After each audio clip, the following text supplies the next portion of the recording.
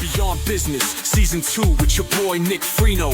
Here to share the stories that are true. From every walk of life, we're diving in deep, unpacking dreams and laughter. It's a journey we'll keep.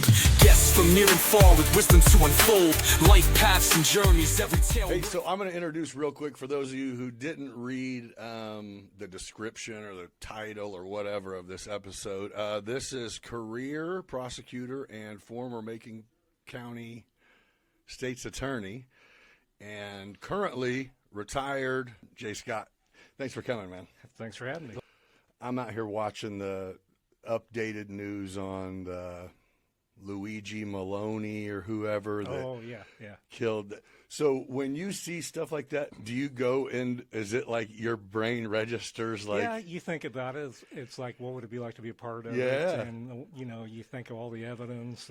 And you know, from the time I started in 1987, you know, things have advanced so much more. You know, they got that guy on all those surveillance cameras, and it's like, I could see putting that case together. So I think what the part about that whole thing, and I like listen to too much as far as there's so many government conspiracy theories of, you know, it was way too easy for this guy who is that much of a mastermind to get caught in McDonald's on accident with the gun and a description of why he was going to do it. Yeah, but when the government doesn't come out and tell you things, that's when the conspiracy theories really get rolling. Yeah. Well, and this is, the guy got like infamous overnight. I didn't even know who it was, and there was like, they're posting like memes, like he turned into like this hunk. Mm-hmm. I'm like, wait, this assassin? A little bizarre. And people were saying, well, he's a professional assassin. Yeah. I'm like, he doesn't look like a professional. Being like a rich kid who just came from a family with a lot of money. Took his own. I don't even know. They'll get to the bottom of it. It'll be interesting to see. We'll hear something. Well, so they're saying that one of his attorneys' spouse, I don't know if he has the guy or the gal, is Sean Combs' lawyer. Oh, really? I'm like, they're getting, okay, they're going to have a good year. Part of the conspiracy thing, these big LA fires that are going on right now, there's been like 3 or 4 celebrities' homes that have been burned up in this. So now they're going back, and they had I want to say like the fire marshal of LA County was like kind of reprimanded because he was missing in action when this whole fire started. And they're going, well, is this a wildfire or was this started? And it's like, well, that's what the investigation now is. I'm like, oh my gosh, can you imagine if this was an arson? No, I wouldn't be surprised if it was, but no kidding. Of course, then you have people comparing this to what happened in Maui. Oh, Maui. You know, the big fire there. There's a lot of conspiracies with that too. Yes, same. And I don't know what the truth is. Yeah, we won't. Probably you know what not. I mean? Probably not. So I think that's it. As you were in your position, I mean, is it still easy to look and go, people above me or in bigger places than me, not everybody is doing their job how they're supposed to? Is it easy to pick that out, or is it like everyone has their own flow? Well, when you see these big cities that have the ultra-progressive prosecutors that won't prosecute, you know, that doesn't lead to any good. Right. Like in Los Angeles. And, of course, they got the Gascon guy. They voted him out. Yep. And I think some others in San Francisco. But, you know, you can't just let the streets go to the criminals. And, you know, we don't have that here, and I hope we never do. Right. I know the statistic used to be where Illinois was up there high, but like per capita, we have the most people locked up, most prisons, whatever. Is that, you think, because our laws are strict and they get enforced, or surely we just don't have that many more idiots, right? Well, that could be. I don't know. I don't know what the cause of that is. I mean, statistics show that if you are an offender, your chances of reoffending are pretty high. They are. You know, so, yeah, to go, and it's happened numerous times. I mean, I think that was part of the work release programs getting kind of narrowed down, was you have people who if given the opportunity, they're going to ruin it, or everybody's not on the same page. No, so. and I can tell you that I was here in Macon County for over 30 years. Yeah. And there are people I dealt with from the time I got here until the time I left. Right. Some people just keep committing crimes, and it's you wish, especially as a prosecutor, you don't want to keep seeing these people. You want to get them to stop. It's good for the community and it's good for them. But, okay. You get some people that they just... That's what I was going to ask you. Your win is, it's not always a big jury trial that's leading to, prison or whatever. I'm sure most of the time it's not, actually. You probably have more times than not. Or there'd be a trial every day. Yeah, all day. You can't try them all.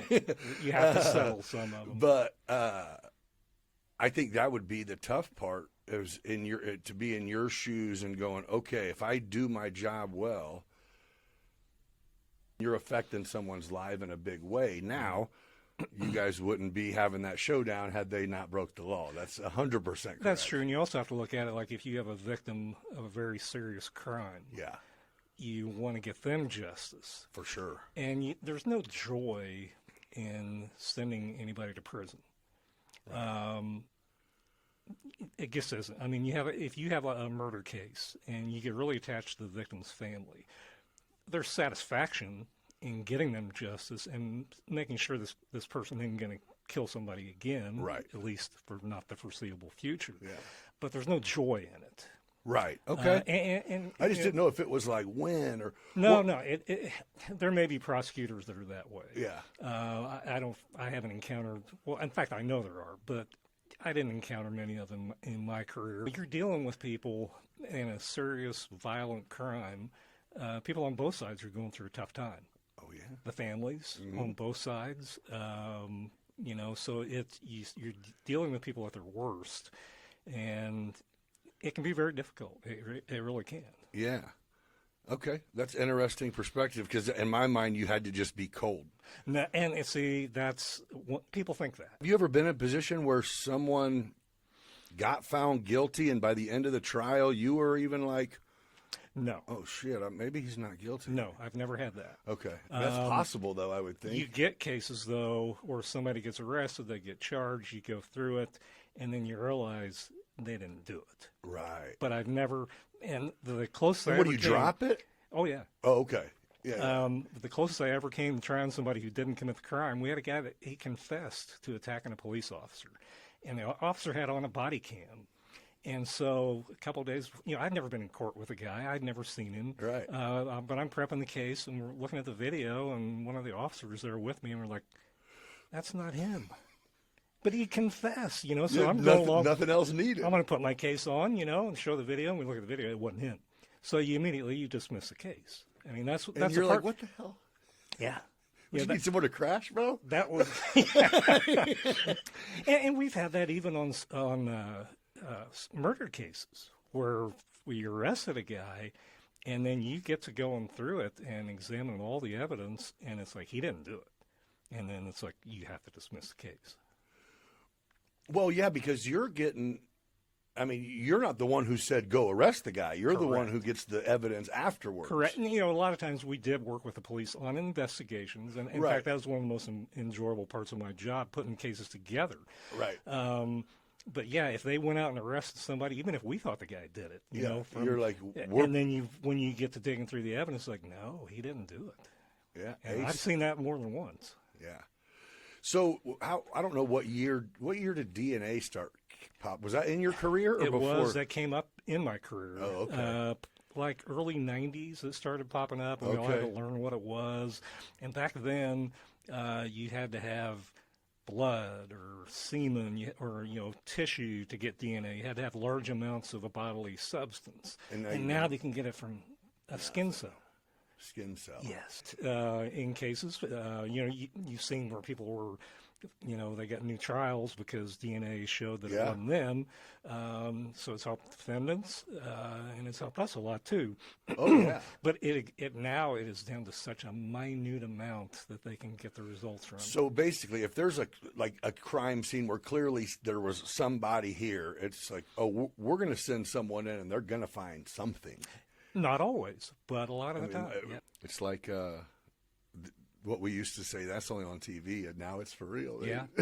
But of course, a lot of times you have cases where there's no DNA, there's no fingerprint, there's no gunshot residue, and people watch the crime shows. They think, well, you send it to the lab, you get results back in an hour, not months like it really takes. And everybody expects this. So then you got to explain to them. That's why, a 45-minute episode. Yeah.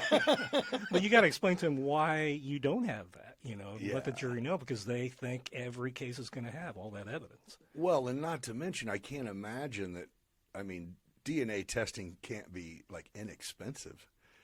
No, it's probably cheaper than it used to be, but, it isn't like, everything's just getting, right. You can run fingerprints on pretty much anything. And they have a backlog. They have to have the experts who have to go through years of training, and they have to follow all these protocols where they bleach everything and change their gloves and work lab, so there's a lot that goes into it. It's amazing. So that brings me to something interesting, because I believe you were the state's attorney, and rumor had it, is there any chance you'd come out of retirement for a case? Do you know what I'm going? You know where I'm going with this? I have come out of retirement for a case. Oh, already? Yes. It's ongoing case? Yes, for about the last year. I've been DNA related. Part of it, from the '96. Yes, slower case. Okay. I was just looking at stuff up, and I'm like, wait, this is way too new. Yeah. And it's like, wait, so the mother passed last week? No, this week. Oh, she just passed. No, it was this week. My day, when you're retired, your days get screwed up. It must have been I think it was last week. Oh, man, I didn't realize that. Okay, that was brand new news then, huh? Okay. And the son has already been paroled. He got paroled. Wait, they're both out? They're both out? No, the the parents are dead, and the son got paroled last March, I think it was. February or March. So what does he just don't want to, he's paying a lawyer to? No. This is there's an Innocence Project. Okay. That they pick cases that they think people were unjustly convicted, and they come in and represent. Was that your case? I was one of 3 attorneys on that, yes. Man, that was wild. It was. I remember it was like the first time I'd seen just almost a big panel or a box truck, and they had like a lab scene set up around that car lot. Yeah. They were tilling up. It was like, oh, this is serious. That it was. I don't know. I couldn't estimate how many man hours went into that. I can't imagine. And it was the police reports are tens of thousands of pages. Just in that one. Oh yeah. On that case. How long of a trial was that? 6 weeks. Every day for 6 weeks. Every day for 6 weeks. That was. It was something I never wanted to do again. It was the longest trial I ever did. That's all you worked on. For the last 6 weeks before the trial, all 3 of the attorneys, we gave up all our other cases, and that's all we worked on. And we've been working on it before that. Yeah. But for the last 6 weeks, that was the only case we had. We worked on it all day long. You woke up in the morning thinking about it. You went to bed at night thinking about it. And when they went to deliberate, was it literally a crapshoot? Like you're going, You never know. Or I didn't know if you guys were like, Well, it was a circumstantial case. We thought it was a good case. Yeah. But you never know how a jury's going to take it. The main thing, if you're a good prosecutor, there's no such thing as a slam dunk. No matter how good your case is, you've still got to get the right jury, and you got to get all the evidence in. And so it was tough. It could have gone either way. Yeah. We were confident. And that's the one thing as a prosecutor you have to be. You got to know in your heart that these people did it. And if you don't know in your heart they did it, it's not a case you should prosecute. Yeah, that makes total sense. Yeah. It kind of falls back what we were saying earlier. Like, I'm definitely not going to go try a case that I know someone didn't do it and put them in jail. That would, number one, it'd be unethical, but it's just not the right thing to do. Yeah, right. And man, there's big life decisions and great news and terrible news that goes on in that building. Mm-hmm. That's just that's for sure. Yeah, it's a whirlwind. So what Where'd you go to? Are you from here? I'm from Bethany. I grew up in Okay. Bethany. So where'd you go to school? U of I. Okay. And you came to Macon County straight from U of I? No, I went Is to it U of I Law School? Is that what is it, law school? U yeah, of I went to U of Okay. I law, undergrad and law school. Okay. I went to Warren County up by the Quad Cities. Okay. I was there for exactly a year, and then the job opened up here, and I came Okay. here. Just what got your feet wet, and then so I'm going back home. Yeah, Yeah.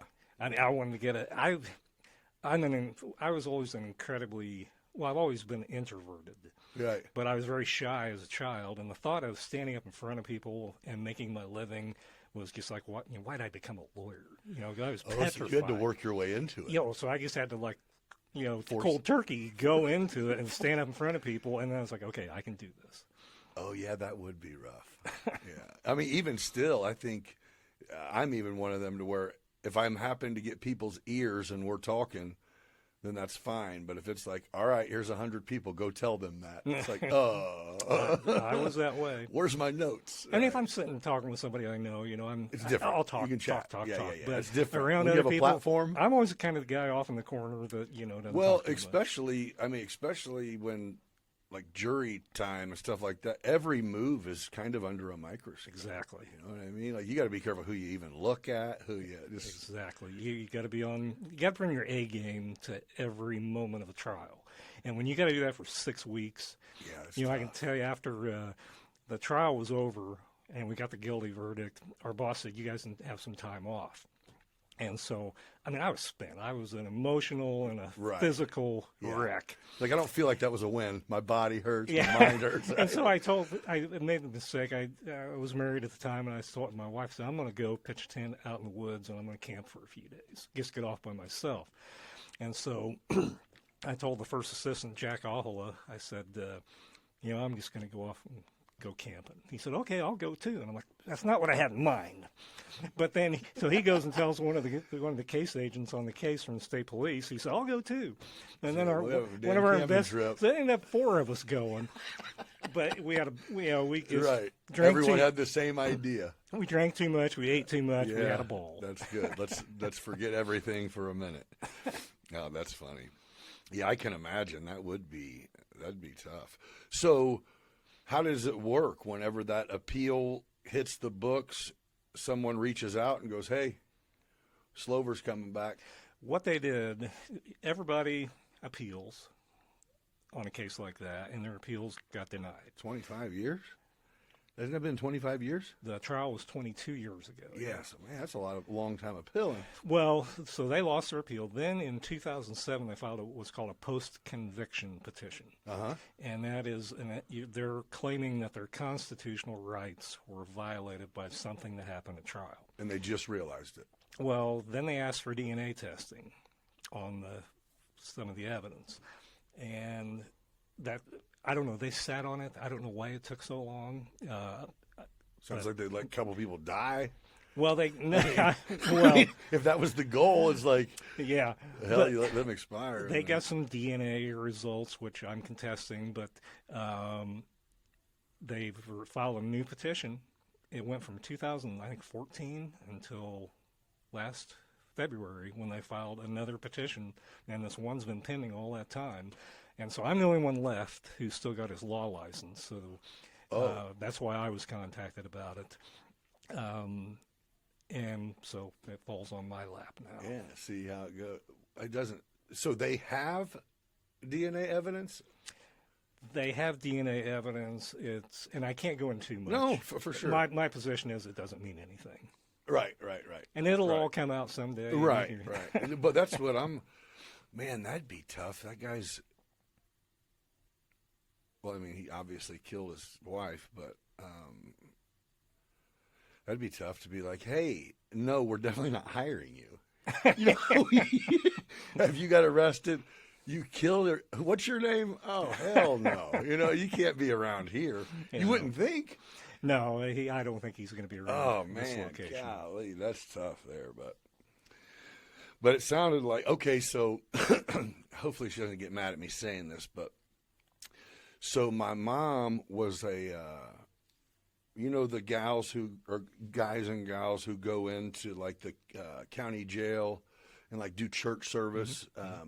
So she had became friends with a guy who was, I forget his name now, but it was an older black dude who was Mr. there. Livingston. Yes, there you go, Otis. Otis okay? Livingston. I Yeah, always called him Mr. Livingston. yeah, that's him. And so my mom and him had became friends just in outreach stuff, and she was going down there, and the Slover mom was a regular in the church thing. Really?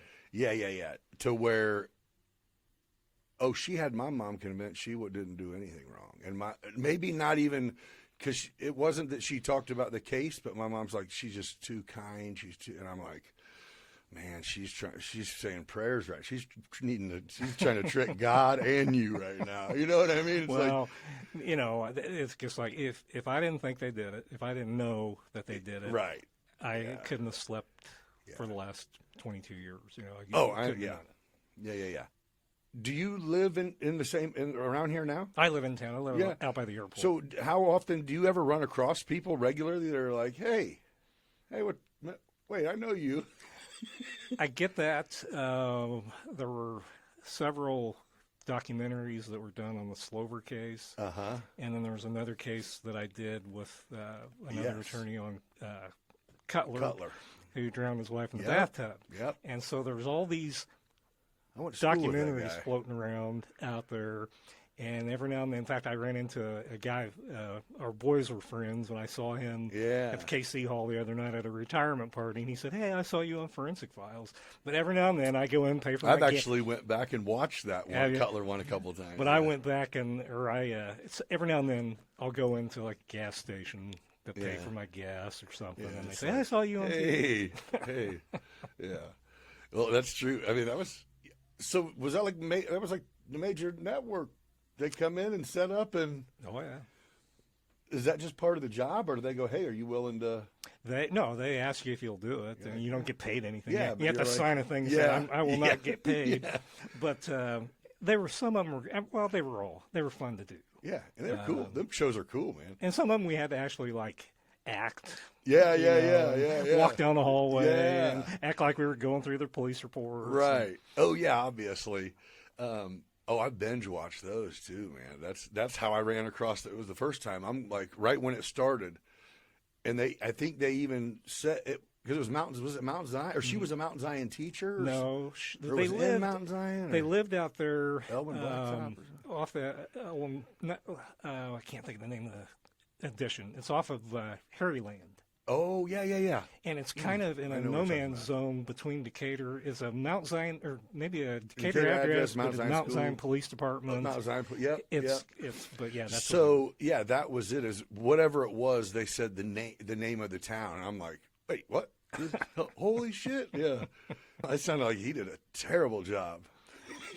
Yeah, he didn't think that one through. I was like. I mean, there were so many things. I talked to college classes, and that case is part of it. And it's like, when you get to the end, everybody's kind of like, what? How did he think he was going to get away with this? Yeah, he didn't. Yeah, he watched the wrong show. Yeah, that was my favorite part of the thing. Is it was like he was like, okay, hey, I need you guys to go. I got my kids in here. If you guys hurry on out, like, my man, come here. You're gonna. Well, and that was a case where. Another thing that we didn't have when I started out was all the computer evidence that we have now. Oh yeah. And it took months before we had him arrested. And Nicole Cronky, who was my first assistant, she and I were part of the investigation. And I mean, it took months to go through and find all this incriminating stuff he'd done on his computer. Oh yeah. And now. Everybody that gets arrested has got a cell phone. I was going to say. And people are so dumb what they do on a cell phone. You know where you're. And so I had another travel ball dad. He's a DEA guy. And we were talking about phones one day. And he's like, oh, no. When I say, if you don't have to call anybody, if your phone is turned on right now, you know what I mean? If something happens, we will know where you were at. Exactly. And it's like that. He goes, And he said, like 100% of the time. Yeah, at the Decatur Police Department, I don't know how many guys they had. That's all they did was download the phone. Stuff's on the phone. Yep. And, people think, you text somebody or you take a picture or something and you delete it. It's gone. It's still there. For sure. And that is something that helped us out the last 10 years or so of my career. That I was just going to ask, too, how, even social media, along with the era that if you don't have a doorbell camera, then you just don't want one. You know what I mean? It's like pretty much if you drive down any street, exactly. you're on somebody's. Yep. That's what I told my two youngest boys. I said, don't try to get away with anything. Yeah, you're done. Because even the woods have cameras now. Yeah, exactly. They're looking for a deer trail to cameras. move around, and you just showed up. You can't get away with anything. Yeah, we got still shots of you going. And if you try it in front of somebody, they can take their phone out and videotape you. Yeah. I don't. I like. I mean, there's huge advantages to the technology era, of course, but yeah, I was pretty good figuring out what to do in the woods, or you know what I mean. It's pretty good. I felt like that was a pretty good way to grow up too. But and that's it. As they go, well, there's so many creeps now. Well, no, they were there. Oh yes. We just now I believe you can actually pull it up and go, yep, there's one over there. Yep. And it's easier to catch them. Yeah. Oh yeah. Oh, isn't that some? Yeah, that's some. I can't believe the number of those cases that pop up. I got one for you. Doug Nichols. Him and his wife got arrested, but nothing ever happened. It was like I don't take the paper anymore, so I don't follow everything that goes on. But I thought they were in court here just recently. Yeah, it's just one of them where it's been years, and there was some weird. Big money people kind of involved. Yeah, there was a few names thrown around. And apparently went away. Some of the names were thrown around, were had nothing to do with it. Yeah, you're right. Yeah. But yeah, I don't know. That came along after I was gone, so I don't know any of the details. Well, and it was, I don't think anyone knew, so it was followed by everyone adding the person they don't like to the list. Yes. Yes. Here's who else was on it. I was like, wait, what? Yeah. What the hell's he got to do with this? But it's not just P. Diddy stuff or Epstein stuff. No. So whenever you came on, and was there anybody that you were like, you knew you were going to be a lawyer, obviously went to law school. Is there like a mentor you had either younger than that or once you got to Macon County and settled in that was kind of the one that, whether he helped you or you just looked at? Well, my first boss was a really great guy. He taught me a lot. When I got to Macon County, I was the only assistant up there. There was just me and him. Okay. Of course, when I came to Macon County, there was like... Was it a smaller area? Yeah. So we had like 16 attorneys when I started. So I was like the low man on the totem pole. But there are two people I think that helped me the most. Jack Ahola, who was state's attorney before I was, really taught me how to put a case together, and a big case. And taught me get everything organized ahead of time. And I was a big organization freak. I worked my tail off so that by the time you went into court, you're not thinking about anything else. You've got all your ducks in a row. Things always go wrong in big trials, or in any trial that can go wrong. Right. The other one was Larry Fichter, who was state's attorney for 3 terms when I was here. And I was kind of at a crossroads. I didn't know what I wanted to do. Prosecutors don't get paid a whole heck of a lot of money. Okay. And, I wasn't making beans. And so I got offered a job as a public defender. And so I went in and talked to Larry, and I said, I didn't ask him for more money. I never did that. But I said, what's my future here? And he pepped me up and said, I was doing a good job. He wanted me to, advance. But the best advice I ever got from any attorney was from Larry. And he told me, when you go into that courtroom, you need to own it. And I started thinking, there's times I didn't own the courtroom. The defense attorney was in charge, and I'm just the guy that's kind of sitting there.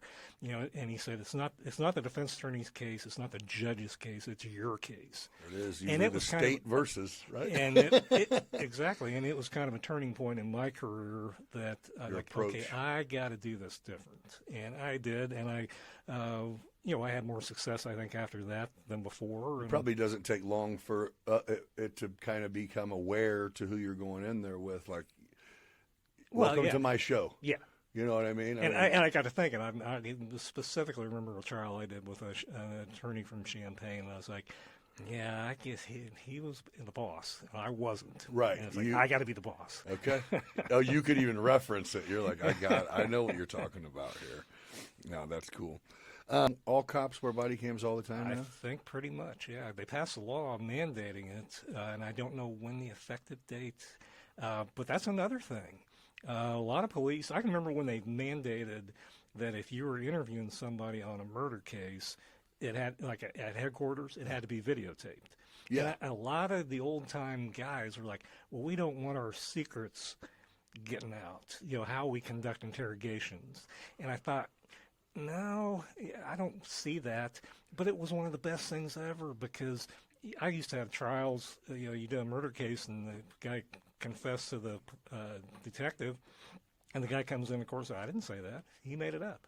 Well, if you got it on video, there's no contesting. Yeah. And the same way with body cameras. You get to see exactly what happened. If the officer did something wrong, you're going to know it.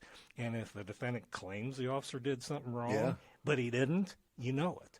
So but that's another thing. Very helpful to prosecution. Well, and I think even with the police's case, they have to go deal with whatever they're dealing with, and then turn around and write a report on it, assuming you recall exactly. That's true. You know what I mean? So it's human error. It's exactly, and that enters into it. You get the video. Yeah, it's all going. Yeah.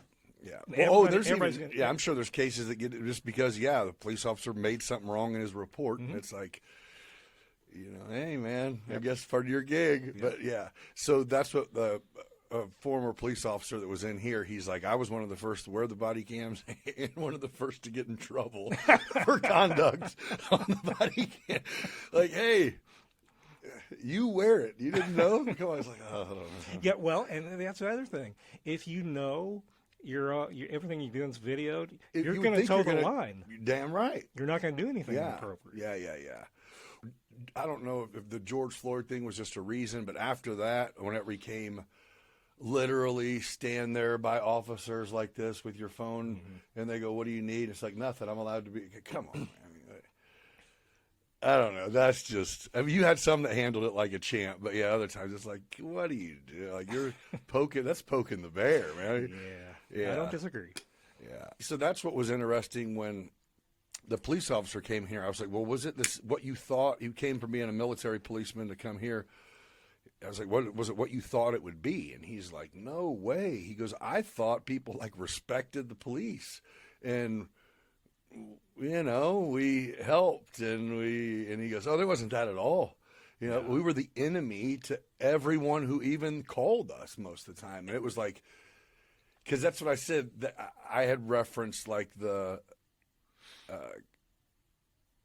guy, but they get a badge and pokes his chest out, and I probably wife treats him like shit at home, so he's being a dick to everybody. And he goes, it took me like a year and a half, and then that's kind of how I had to. Everybody was shitty. I know there was. He goes, it was crazy. By the time I got on first shift, I thought everyone was the nicest people in the world. He's like, oh, you got normal people around here, huh? Yeah, you see where they go out, they get called out on something, and then it's like people come out of the woodwork and just start giving grief. And it's like, Yeah.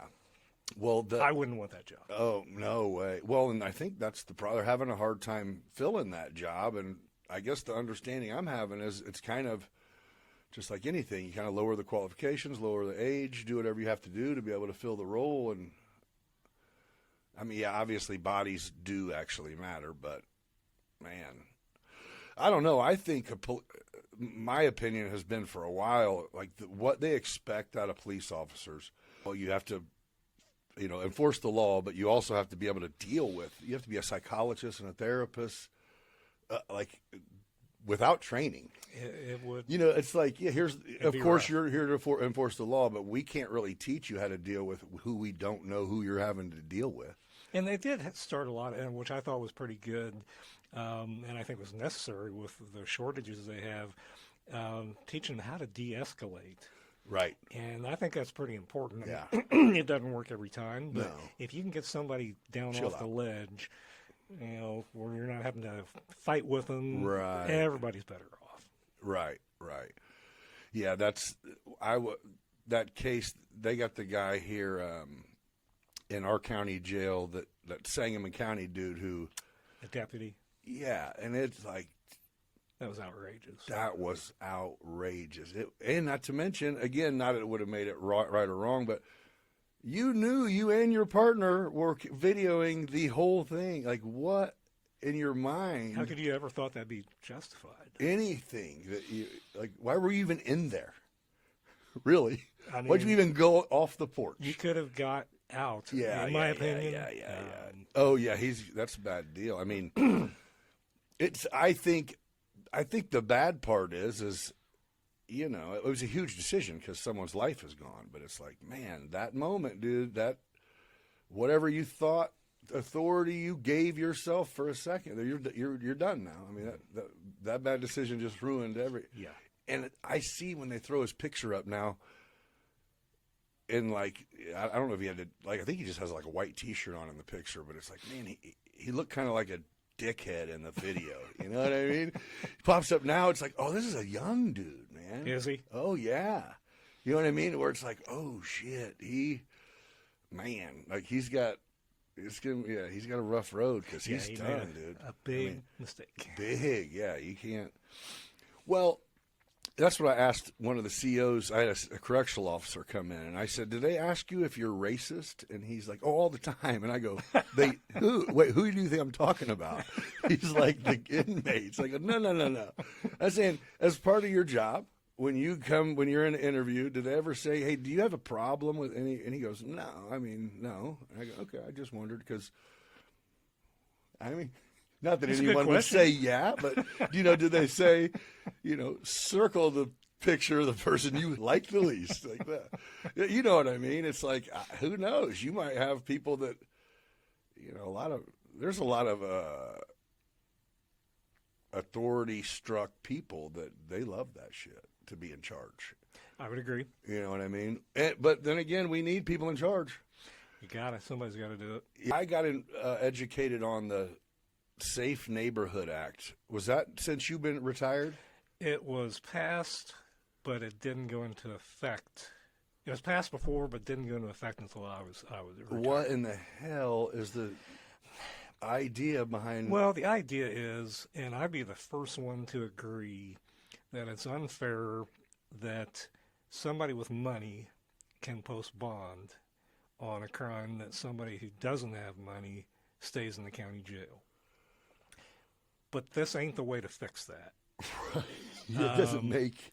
And I've always felt that way. You Yeah. see some guy that doesn't have any money, they get there. Somebody with money gets out. Do they set the bond according to your income or case only? They take that into Okay. account. But typically it's your record and Yeah. the seriousness of the crime. Yeah. Now, but you also, over the years, I don't know how many times I've seen people get astronomical bonds, and they get every family member, every friend to pitch in a little bit, and they post bond and get out. Yeah. And now if you're detained, you can't do that. So there are a lot of problems with this law. You just... Yeah, because you're right. If you have nothing, then $300 might as well be $3 million. Exactly. Yeah. I don't know. Like I said, I don't know the way to fix it, but... That would seem like just a random stab, and it's like, Let's try. Let's try this. Yeah. We got too many. All right, let the next few go then. I don't know what to say, Well, that's what I asked him. I said, "So you guys packed?" He goes, "No, nobody comes. You have to do something pretty bad to stay." He goes, "So they just come on through." Well, I keep thinking I need to call Jim Root, the sheriff. I don't know what their population is now in the jail, but Right. I'm sure it's got to be way down. Yeah, I had two different. One was my first one. I got in here. He had been there for like 25 years, Haddock, and he was like, man, he kind of contributed that to our homeless that we have now, because somewhere along the lines of whatever that went into effect, there was a piggyback on it that was something that allowed homeless loitering, basically, or you can't take basically if a police rolls up and you don't have a home, and as long as you're not like trespassing, then I guess they used to be able to not let you do it. Now they can't do anything about it. So Interesting. yeah, it's just sitting back, and I'm going, I didn't even know we had a homeless problem. You know what I mean? I know there's some dudes on the corner now, but I mean, there are a lot of, Decatur is fortunate. There are a lot of services available. Yeah. For it. Yeah, you're and right. I remember one time, you see the guys standing on the corner. Yeah. They probably don't need the money. I was going to say, they're not the homeless ones, I don't No. think. And I remember one time my boys, they were little, and we drove by, and they were like, Dad, why don't you try to teach your kids to be good to other people? Yeah. Why don't you give that guy some money? I said, because it's going to go to either cigarettes, beer, or cocaine or something. Right.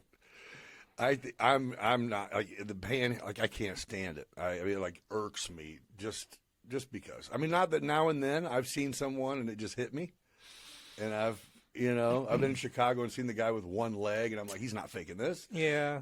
Go get a beer, man. Here, I don't. Yeah. Whatever. Right.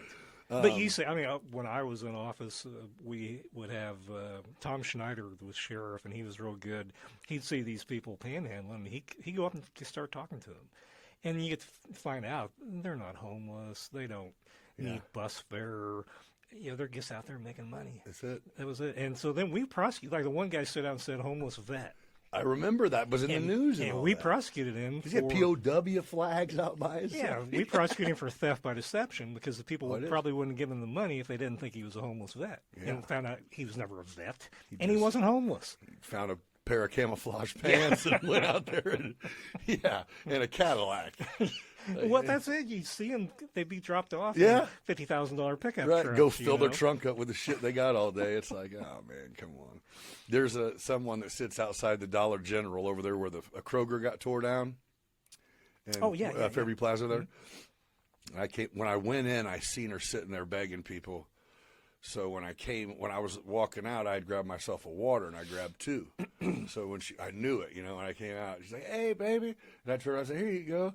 Man, I don't want that shit. Yep. Man. Yep. You look down, she had like 3 sodas, 2 energy drinks, a couple bags of donuts, some chips. I'm like, man, well, I know you got more shit than I got, right? Exactly. I know somebody who went to Washington, D.C. Apparently they have a big problem with homeless and beggars. And they'd gone out to eat at a nice restaurant and had a to-go box because couldn't eat it all. Mm-hmm. And tried to give it to one of them. He refused. He didn't want the food. He wanted money. And he said that. I don't want that. I want the money. Dude, I have the exact same thing. So by Union Station in St. Louis, there's that big park where there's a lot of homeless. Mm-hmm. Went to the barbecue joint. It was me and a gal, and it's one of them where we both got like a pick 3, so we could try a little bit of everything, but we had enough shit to eat for 2 days. We're at a hotel. So it was like we picked at it. I was like, I got a plan. There's a bunch of people out here. They're going to love this. I proceeded, after dealing with about 5 people, to dump that food into the garbage can. Wow. Like, I was pissed. Wow. I'm like, now you guys, it was like, we don't want that. Man, we don't want that. Hey, hold on, let me see if somebody wants this. It's like, wait, do you live here? Yeah. What? Wow. I just spent $80 on barbecue and ate $20 worth of it. You know what I mean? This was for you. But yeah, it's funny. One thing about Decatur, I mean, it is a very giving community. It really is. We have a lot of programs and places people can go to eat or get a bed for the night. It is. I've always been proud of that as the food drives that they've done. Yeah, huge. They do it big. I mean, it's easy to classify someone who looks like a bum, whatever, but you never know, man. No, you never know what they've been through. No, you don't know what led to. I can't imagine, other than maybe some of them just not wanting responsibility, that they want that. But they don't want to not do it either. I know. I mean, yeah. I don't understand it. There was I think my dad and I years ago. I think it was my dad and I. There was a we'll work for food dude had a sign, And I think I had asked him, I was going to do some shit work I was doing on the side, you know what I mean? I used someone to help dig a hole or whatever, and that guy wanted no part of that. He just had to he was like, you really want me to work? It's like, Isn't that what you said? yeah, you said you was going to work. I didn't. Shit. So do you have any, now that you're retired, well, you have to spend time on that Slover case, or you're just like, I don't have to dig. I'm there if I need to be. When I first got on it, I went in. I mean, they gave thousands of pages of stuff I had to go through. So I went through all that. Well, then this summer they had New stuff? Yeah. Well, it's not all new stuff, but it's like some articles written by people and studies done by groups of scientists. Which all this is what made this people decide to take this case and even bring it back. Well, they're adding to what they'd already put on. Okay. So I had to go through that. Well, then they asked for a continuance from July to October. So I'm like, I'm not going to work on this because I don't know what they're going to file. So then they filed another one. Then went back into court, I think in December, maybe November, and they finally said they're not going to file anything else and set it for the end of February. So I've been going in 2 days a week. They put me in a quiet place on the floor that very few people are at, so I can just sit down and all I do is work. Right. You know, I don't have anybody to chit-chat with. Right. I'm not getting any phone calls or emails. So a couple of days a week I go in. So once you became state's attorney, if you have that many people under you, do you go into court anymore?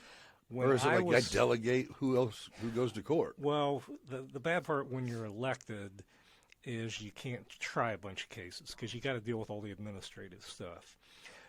I still tried cases, and then I did the preliminary hearings every week, the probable cause hearings. Okay. Because that way I went through every case that was filed because you have different people charging things. Right. So I reviewed it, and that way I knew what was being filed. Okay. And, of course, for a large part of it, I did most of the felony charging, not the sex crimes or the domestic violence, but I did everything else. But you can't go to court as much when you're state's attorney. Yeah. Did you like that better than? I mean, was that a good end to your career? Was to be state's attorney? I didn't enjoy being state's attorney. Okay. You liked what you were doing before that. Yeah, it was a good ending to my career, I suppose. Right. But I didn't set out 30 years ago with any desire to be state's attorney. Right. That was not on my career path. Right. In fact, a very wise man told me when I was young, don't ever get involved in politics. And so I was like, I'm never going to get in politics. Well, never mind. Yeah, I got talked into it. Yeah. And like I said, it was a fine way to end the career. I hated the political part of it. I hated it. Yeah. But yeah. It's over now. Yeah. And I mean, it's part of it. And that's what, it's... I ran into a retired police officer one time when it was in my second term. And he said, how much longer you got on your sentence? Right. Yeah, I'm about wrapping it up, man. It's almost over. Almost done. Well, I can't imagine.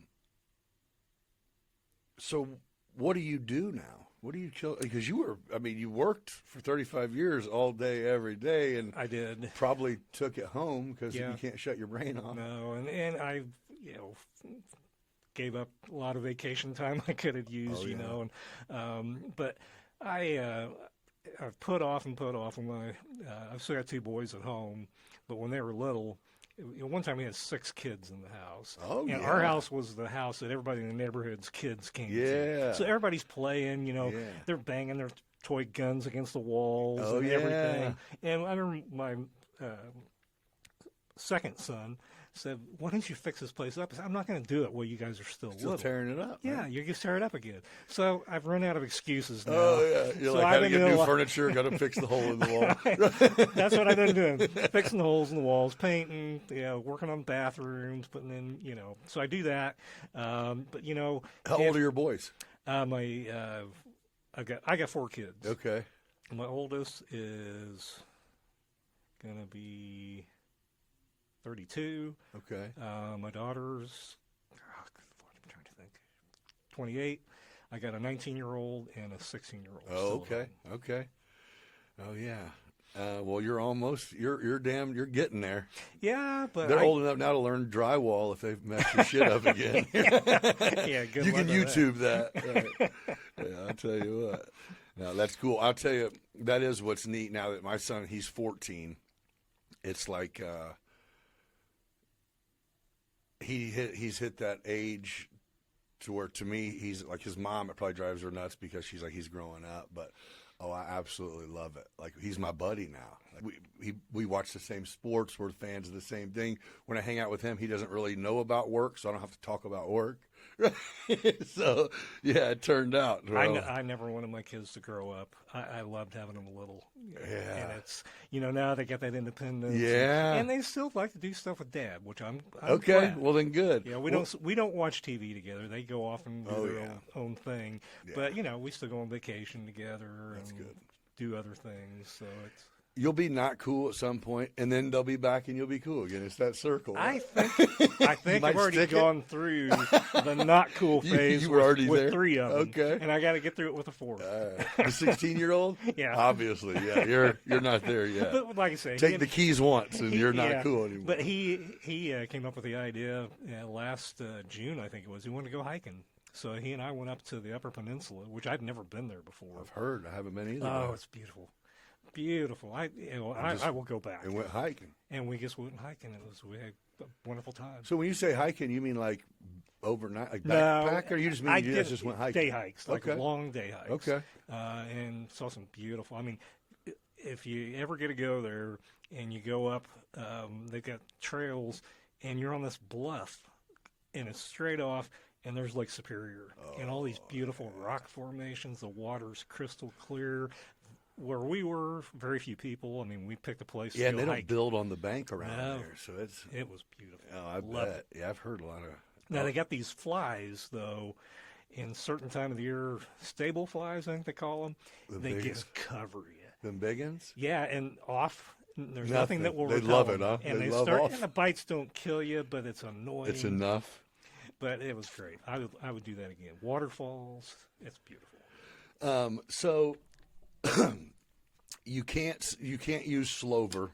What is the most memorable case that you can flash back? Whether it be memorable because just for your own reason, or public memorable, or whatever. Well, no Cutler or Slover. Well, I think Slover's obviously the most memorable. Probably the other one I think about the most was James Huff. He was the one that killed Sarah Kramer, a little 3-year-old girl. Jasper Trailer Park? Yes. Yep. And then dumped her in Sangamon out Yeah. by Weichel. And that ended up being actually just someone who went into the place while the kid was asleep and took her, right? Mm-hmm. Or That it was was like it had to be the family, it had to be something, and it was just a and that was the stranger? toughest. That was the hardest case I ever tried by far. Slover didn't hold a candle to it. What, to get him found guilty? It was Yes. that. And it was a 3-week jury trial, so it was half as long as Slover. But the bad part on that, I had to do almost all the trial preparation by myself. And the only help I got I was promised help. It came the Thursday before the trial started on a Monday. So that one was tough. I thought I was going to lose. I knew he did it. There was no question in my mind. Right. But we had a lot of evidentiary problems. They had experts battling our experts, and it was the trial was 9 years after the crime happened, so people's really? memories were foggy. Because wasn't it almost like we don't know for a while? Oh yeah, Yeah, that's, I thought there was quite a while. it was. They figured out it was him pretty Okay. quickly. Well, not pretty quickly, after so many years. But then they had to build a case on it, and it was tough. Okay. But Did he know anybody? Did he have any relation, or was he he's literally? related to the family. He's like an uncle by marriage. Okay. I think. Okay. But he wasn't living there or anything like that. That, man, talk about waking up as a parent and being like, wow. Horrific. But that one, I lost over 20 pounds, just I think from stress. Hell yeah. My suits didn't fit. Get some belts. Some new But yeah, belts. that was tough, but that was probably the most satisfying case I ever did as far as Because the you're like, outcome. this dude is He's going, Oh, I need to put him where he He's an belongs. animal. Well, he was in prison for raping an elderly lady out on the West End when I tried him. I mean, so this guy, he's a menace to society. Oh, he was in prison when he... When he went to prison after he killed the Oh, little yeah, because there girl. was some years. But he came back from prison to get tried. Yes. Oh, jeez. Yeah, what a sick fuck. Yeah, he, not my favorite person. Now, my most memorable courtroom moment, Yeah. well, there's a lot of them, but this one stands out. Okay. I was trying a guy, and in the middle of his attorney was giving his closing argument, and he threw himself out of his chair, the defendant did, onto the floor of the courtroom, and on his stomach, and starts banging his fists and kicking his feet like a little kid throwing a temper tantrum, you know, Uh-huh. and screaming, I didn't do this, I didn't do this. I was like, you must not really appreciate your attorney's closing argument if you do that. But anyway, they had to haul him out. Oh, it wasn't done yet. No, it was in the middle of his attorney giving his closing argument. I'd give him mine. The defense Wait attorney- till they say you did it. Then, then So he does this. They had to take the jury out. The judge was pissed off. And so they found him guilty, and we go back for sentencing, and the judge was kind of one of these lenient, more lean toward the lenient side. And so I gave my recommendation. He more than doubled what I asked for this guy's prison sentence. But just because I think he was so mad at the guy oh, yeah, he's like, you? throwing himself on the floor. Just made a mockery And of this courtroom. you hardly ever get the judge more than doubles. Yeah. You're saying that their attorney says one number, you say a little higher. He says no. Well, like I said, I asked for 35. He's like, he no. got 75. Shit. He's going to do that 35.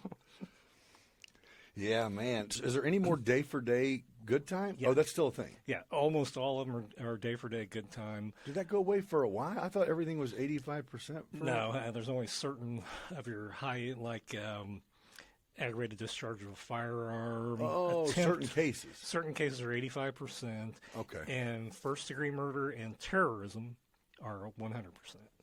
And that's been since 1997, I think. Terrorism, huh? Yeah, I never tried terrorism. The other case I always wanted to try from the time I was young, which is still on the books, and I never got to, was dueling.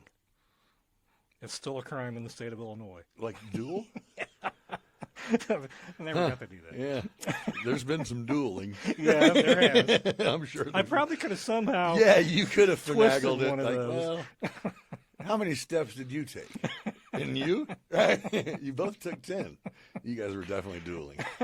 Yeah. That's funny. So what is your view on the correctional rehabilitation? I mean, do you think that people that I'm sure you have probably seen people that went to literal prison, came back, came to see you again, went back to prison, and obviously some people are just going to not do right, and it's just what it is. But do you think that our prison system needs work? I do. I've always thought that. Again, I don't know how you do it. I don't have the answer. But It's not like there's a state that's doing it right. I don't think so. No, not that I know of. No. But there's got to be something out there. Of course, the drug problem, people that have drug problems that don't get addressed in prison, they're almost doomed to repeat. For sure. Yeah. But you can't get them to do it if they don't want to do it. Right. They go through treatment. But I don't know. There should be something more. And there's been a lot of programs. I know, back around 2011, there was, I think they called it a Summit of Hope. But I got involved with it because I thought it was a good idea to give services to people coming out in the community. To help them get on their feet. Help them get on their feet. Yeah. And I think we have to do that with people. Yeah. But again, you're talking about money. You got to have people to do it. And they offered a lot of, it was basically, here's what's available to you. But you have to. Because there are things out there, but it's tough. People come out, they have no place to live. Yeah. Or, they have a place for a little while. But it's, I don't know the answer to it. Right, yeah. They don't give you a damn house or a car when you get home from the military, so they shouldn't. That's a good point. I mean, I'm just saying, it's kind of part of the deal, I think. But yeah, what do you do to shift the mind? It seems like the kids that are doing crazy, taking lives, as the age of that has gone down even, where it's like, man, prison, death, nothing scares some people. I feel like that's new. You know what I mean? Like, I don't know. It's just tough. It's. But you're right. You do see younger and younger people getting involved in it. And it's whatever. Like, man, what? I'll tell you what it is. Exactly what it is. It's a parenting problem. That's got a lot to do And with it. how many parents doesn't mean shit. I know a lot of women that dad the fuck up. You know what I mean? Yeah. I know a lot of women who, hey, it is what it is. You can't. What are you gonna? What? Are you gonna be a piece of shit because someone treated you bad and you left them, and now everything is no. Yeah. But yeah, I don't know. I think environment's a big thing. I had the opportunity to meet guys from bigger areas who had never left a 5-mile area in their whole life. You know what I mean? Because that's whether they were, whatever organization they were in, didn't really let them go outside anywhere, and they didn't have money to go vacation. So it was like, wow, you live in Chicago and you have never seen Chicago. That's crazy. Wow. But, you know, it seems like the homeless and poverty, it keeps going up because we keep providing stuff for people who don't do anything too, man. There's a It's lot that to be fine said for that line, as well. man. Yeah, where there is. you got a minimum wage job and 2 kids, you're going to make more money not working. And that's crazy. Well, I mean, I don't want to pay more for minimum wage. Well, either. and I knew somebody that worked with kids, and they're talking about how high school kids had it all figured out, how they could get by with not having a job with what was made available to them. And it's like, you're 17 and that's how you're thinking. They don't want to get a job. No. And it's like, that's scary. You don't teach kids how to go fill out job applications and create a resume, or you might tell them they should go to Richland, but you don't show them how to do anything because you assume they might know how to do it at home. I think that's it.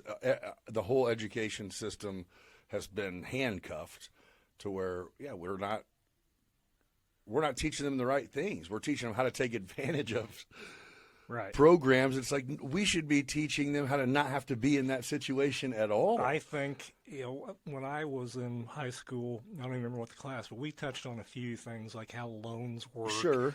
But they ought to be teaching kids, and even when I was a kid, investing and how and how important to work for a pension or a 401k. Or teach that $50 a paycheck, and it could add up to $10,000 a year or whatever. But they didn't do it when I was a kid, and they ought to be doing it. They should have been doing it then. They ought to be doing it now. Yeah, you're right.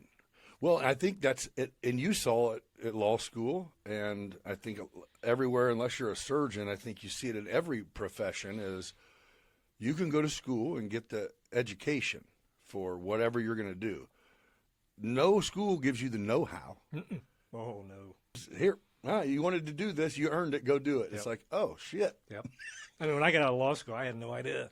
Right.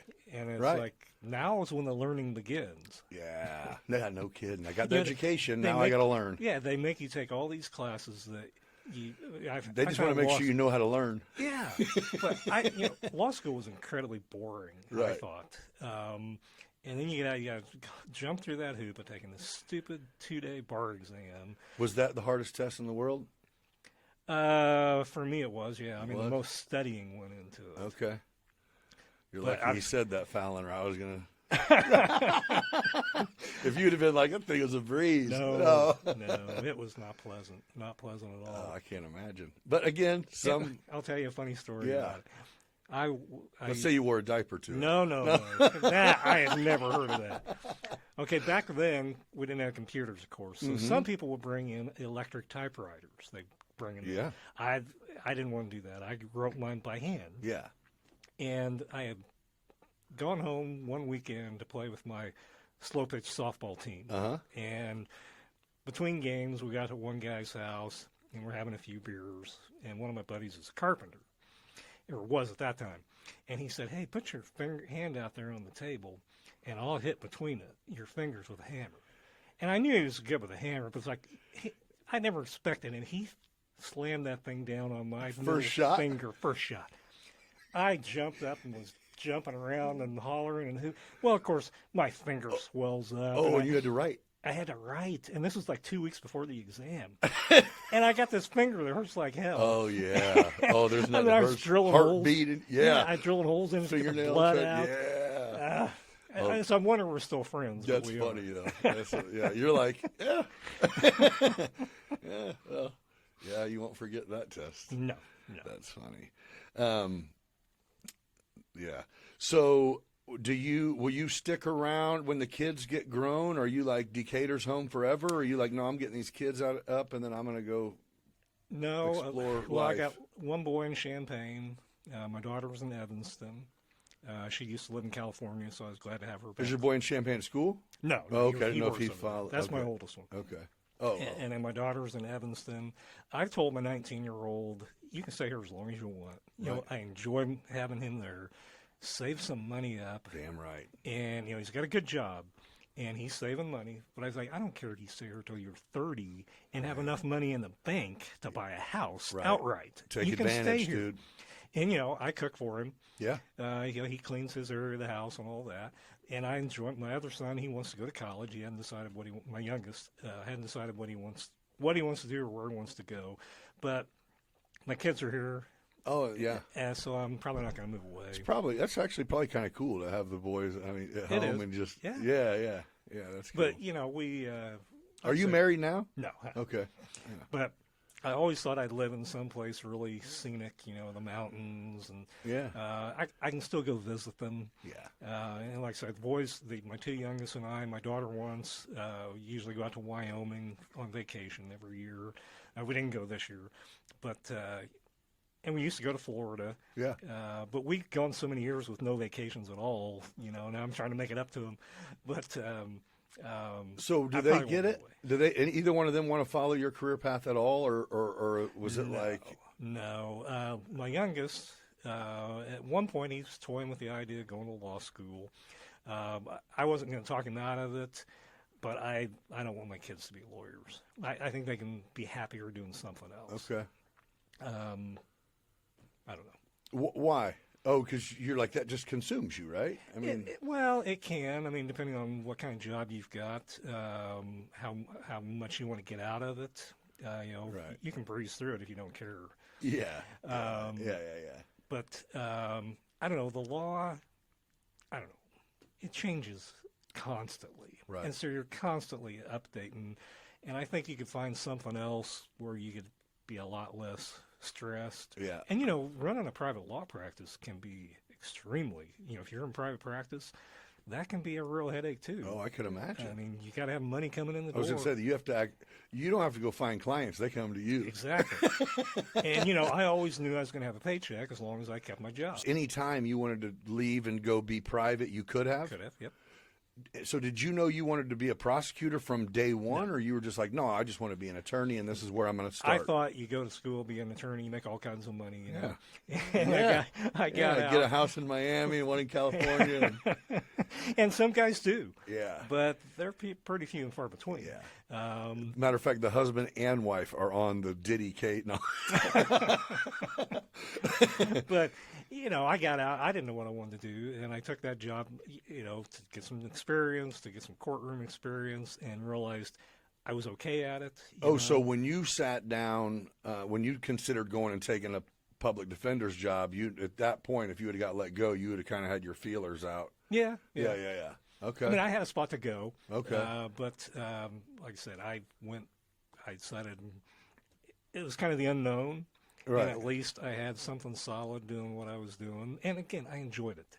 I enjoyed being a prosecutor. I enjoyed there was never a day I didn't want to go to work. Okay. Ever, until right at the end. And then it's like, okay. Well, just because you knew you were done? Yeah. I mean, I never thought I'd be retired, but they always say, you talk to people, and I thought I was too young to retire, but you hear people say, you'll know when it's time. I knew when it was time. Yeah. I was done. So is there any part of you that wants to do something else? If it's not related to the law, I would. Oh, not stay away from that, huh? Yeah. I don't want the stress of it. I mean, the practice of law can be very stressful. In fact, I took a training the other day online And I forget how, I mean, the suicide rate amongst lawyers is like really high compared to other professions, a lot of other professions. I mean, it's like in the top 5 or something. Yeah. But if I'm going to do something, it's going to be something like driving a car or Yeah, yeah, exactly. No, I get it. Deliver some stuff, or what do you need me to do? Yeah.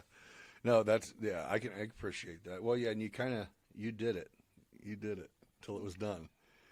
Yeah. So how old are you? 63. Damn, you are young. Then, well, that's good. You don't got to do nothing you don't want to do. So. Well, and I'm still young enough I can do things. Yeah. You know, I'm in good enough physical shape that I Yeah. can go hiking. Yeah, I was going to say, you do like a lot of people work till you're 75, then you go. You got nothing left. Yeah, I'm just going to sit. I've been very blessed, and I'm very grateful. Yeah, that's cool.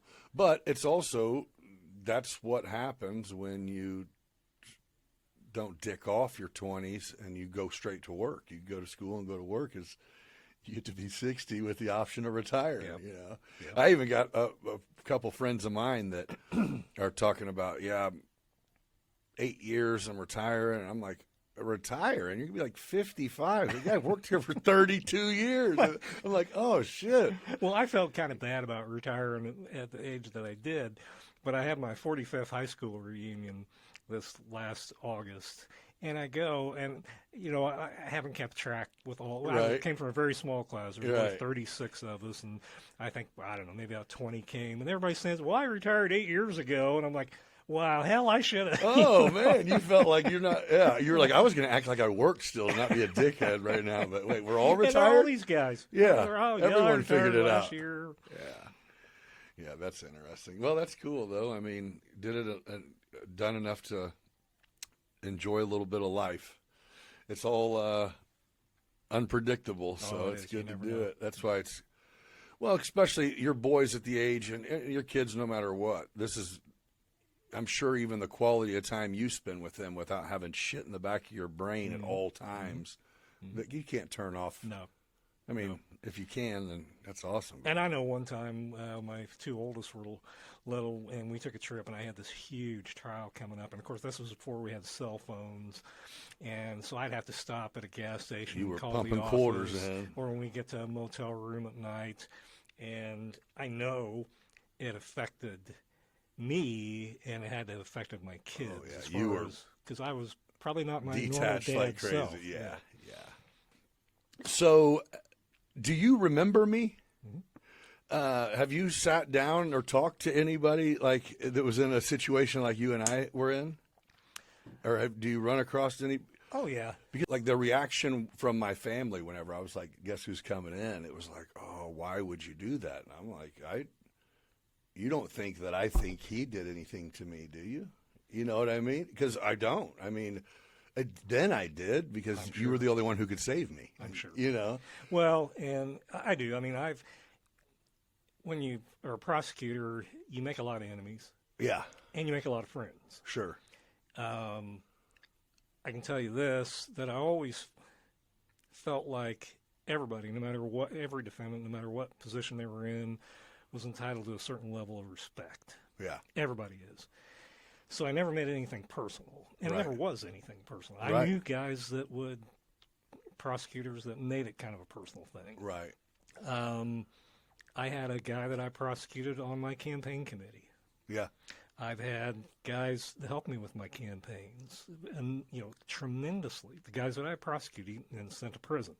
Like I say, there are guys out there can't stand me. Sure. But I can also tell you that back then, I was limited by my boss what I could do. Sure. Sure. And I changed that when I became first assistant and then was elected, that young guys and girls make stupid decisions. Right. And you can't just say, okay, on this crime, we're never going to reduce it. And I don't think that was right. Right. I didn't think it was right then. It bothered me then. So when I had the ability, I changed that. It's because it kind of puts everyone under the can't same do that. blanket. And you can't do that. Yeah, people are different. Right. And Cases are different. I always made it a rule when I was first assistant and state's attorney that if somebody wanted to come talk to me about a defendant, I'd let them have that opportunity. Right. Whether it's mom, grandma, Yeah. pastor, friend, coworker, whatever. I give them the time to come in and talk to me. Right. It didn't always work Right. as far as getting my position changed, but sometimes it did. Right. And you can't just say, everybody that commits this crime is going to get this. Yeah. I disagree Yeah. with that. Yeah, it's tough. So, but, you know, you do what your boss tells you to do. Oh, no, understood. That's kind of what my take always was kind of, I mean, accountability. You know what I mean? No one, again, if I didn't stand with you then I don't know if I'd be sitting with you now because I wouldn't have had a reason to be in there. Then I wouldn't, you know what I'm saying? There's no part of me that I couldn't have said it better than you just did, where it was like, man, that mandatory minimum thing is what made my life, you know, go where it did. But well, I can tell you that was a case that was tough, man. that was difficult for me, and I can tell you I had a shed back then, and I would go out at night, and it bothered me thinking about it, because my oldest was 3 at the time. Yeah. And I thought, how am I going to feel if that's my son 15, 16 years from now? And so it was very difficult. Yeah. But like, and I went and talked to my boss about it. Right. And here's what you do. Yeah. And, you know, what ended up, it gave me a lot of trials. Right. Because nobody wanted that. Yeah. Nobody wanted that mandatory minimum. Yeah. But I did it differently. If they were a career criminal, hell yeah. And I get it. Yeah. But if they're a young kid, well, first-time offender, I did think disagree with it. that's where my perspective came from, is when I went in there, and it's like, oh, I can see around me exactly why laws are how they are, and why. I mean, you change a policy for the good apples when they're mostly bad. You know what I mean? So I kind of got it. You know what I mean?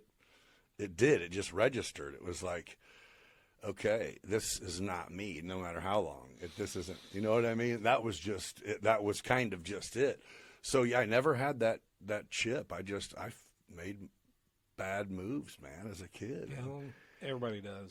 Hey, sometimes the consequence, pay attention, you know what I mean? Well, and, like you mentioned earlier, people think, oh, prosecutor, they're just somebody who wants to be a jerk and be mean to people. I honestly didn't know if you would even remember. I didn't know if you'd be like, no, do I know you from somewhere? Oh, yeah. And I didn't know know if you recall, years ago, you sent me a LinkedIn I did. request. Yeah. I accepted it. Yeah. And so I've been following what you've been doing. Yeah. Okay. But I just didn't know if it was so, No, this is 96 CF 1386, and that that's goes why away I'm, when that I'm goes away. telling you it bothered me, because there are very few I remember Right. from that part of my career.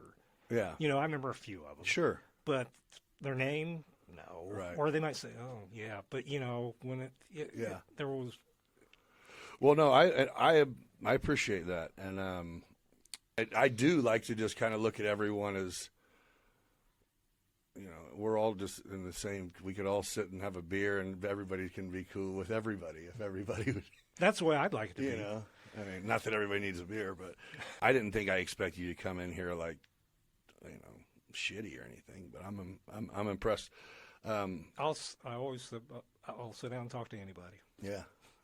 Well, that made it feel less important, man. No, I didn't mean it that way. Next, no. But yeah, well, I appreciate you coming in and just talking a little bit about your career, and it was a live one for sure. But I think the best is yet to come, my man. Now you get to kids and then grandkids and then wherever they want to take you to. Let's hope the golden years are truly golden. That's it for sure, man.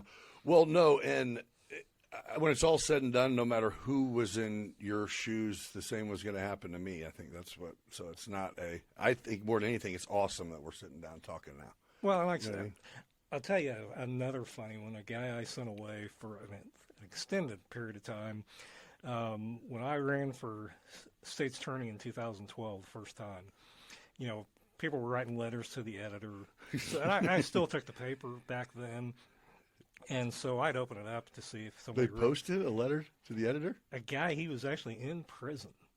And I saw my name in the head, the little headline I got above it, and then I saw his name, like, oh my goodness. Well, he was endorsing me for state's attorney while he's in prison. Okay. You're like, And so all then right. I got elected, and the next year I get a letter from him at Christmas. I open it up, and it was a hand-drawn Christmas card.